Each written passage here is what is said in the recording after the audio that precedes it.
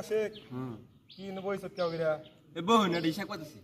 ক হিসাব করতেছ হিসাব করতেছি আকাশ না মেলা দিন ধরে হিসাব পাতি করি না তোর হিসাব ওই যে শুনি ওই যে আকাশটা না এনো আমি চিন্তা করতেছি যে 20টা থেকে 30টা সঙ্গ নাকবো না। আর ওর কিনা না না 20-30টা সঙ্গ কিনে দিয়ে সব না আমি তো মিস্ত্রি কাম করছি আমি জানি